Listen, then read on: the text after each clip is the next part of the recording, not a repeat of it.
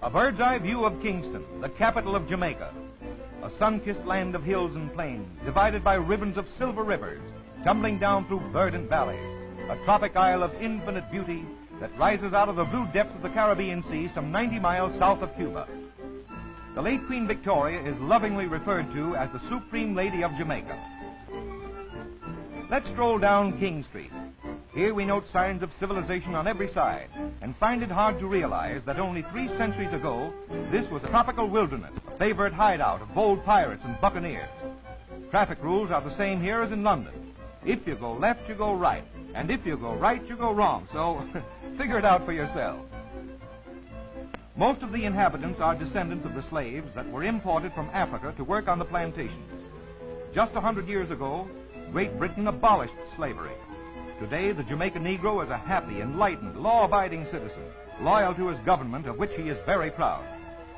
Saturday is market day, but only a few have a donkey with which to bring in the produce from their farms. The men usually stay at home to work the farms, while the women walk to market, carrying everything in their heads. Some of them have to walk 10 miles or more. When they have sold their wares, they start home, loaded down with supplies for their families. Walking must be good in Jamaica. Coffee beans, undated. Sugar and no cream.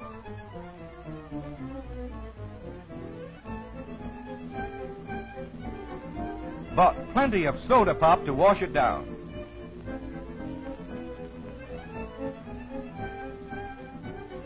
The peasant Negroes of Jamaica are very much attached to their little homes and their plots of land. Their cabins are clean, sanitary, and pleasant to live in. Long before we had our NRA, these Jamaicans had a code of their own. A 4-day week gets them enough money for their everyday needs. Their clothing is scanty at times, but they always dress with due regard to modesty. The women have acquired the habit of using plenty of soap, so that the entire family is kept clean, in appearance at least.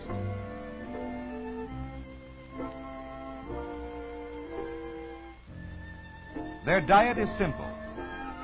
The only fuel they require is for cooking, and this takes place in the open air.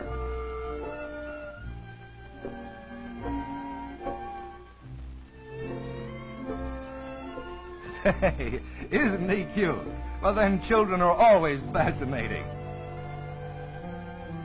Come on there, young fella. You're too old to do that. Take your finger out of your mouth.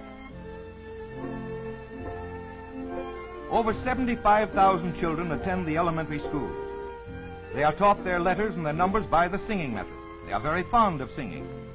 The teachers are native, and they have been well prepared for their profession. They seem to start their education at an early age in this island, but then perhaps it's the mother who is trying to brush up on her own reading, writing, and arithmetic. Well, here's Kitty, who wants to learn how to spell mouse. As a rule, these children are well behaved and take a real interest in their lessons. The Jamaicans are known for their placid dignity. It must be an inborn trait. Just see how quiet and orderly these youngsters are as they march out of school. Here's an interesting group. This young mother of 7 children adds to the family budget by breaking stone for road building, at the same time keeping her eye on her brood. She chants as she works, marking time with the stone hammer. Quite an original lullaby for the babies. Oldest boy is already earning his way. And it won't be long now before these two will be making little ones out of big ones.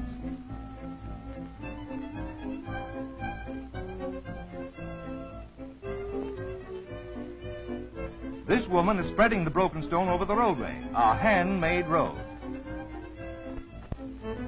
Jamaica has an ideal soil and climate for raising sugarcane. All over the island, you will find small plantations with primitive sugar mills like this one. And would you believe it? This little mill turns out 600 pounds of raw sugar each working day. The cane is fed by hand to the rollers, and the juice which runs out is boiled down until it hardens.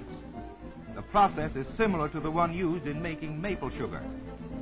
This raw sugar is sold to the natives only. The large modern mills, which make the higher grade of sugar, and this sugar is exported. These small mills may be primitive, but they certainly deliver the goods.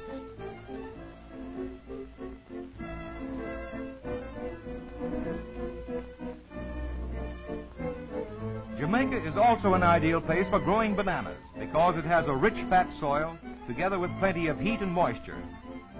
These are young trees about 3 months old. In another 5 or 6 months, they will bear fruit. These trees are full grown from 8 to 10 months old, and they are ready to be picked.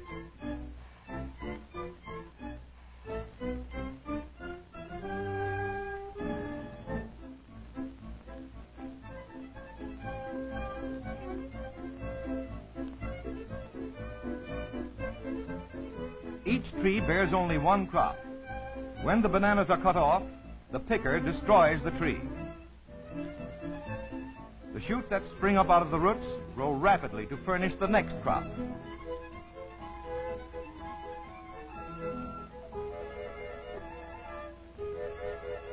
As the laborers carry the bunches to a loading station, they pass by an overseer who lops off the stems so as to save room on the fruit ships. And say, could he play a dirty trick on his brother-in-law?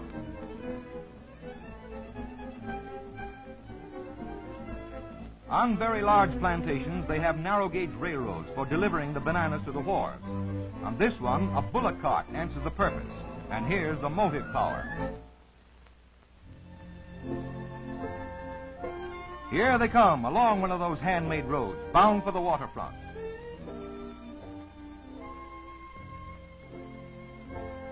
As the carts come in, the bananas are transferred to a big shed on the wharf. The men carrying the bananas pass in front of a checker. Each one receives a metal disc. Later, they turn them in as a check on the number of bunches brought in, and then they get paid off.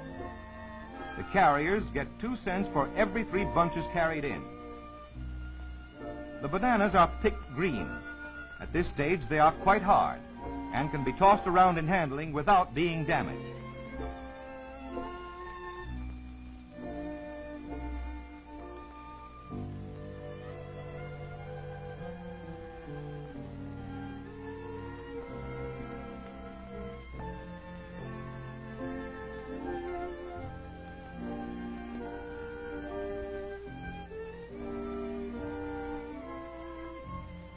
Now, while the lighters go out to the ship and unload, let's wander along the shore and give the fishing industry the once-over.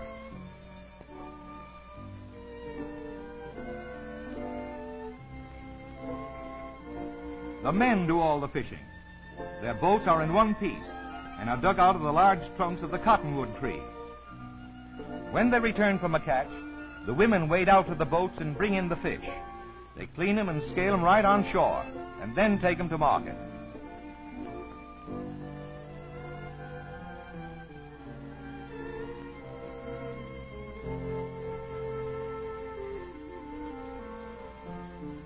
Ah, Jamaican fish hound. Wanna buy a fish?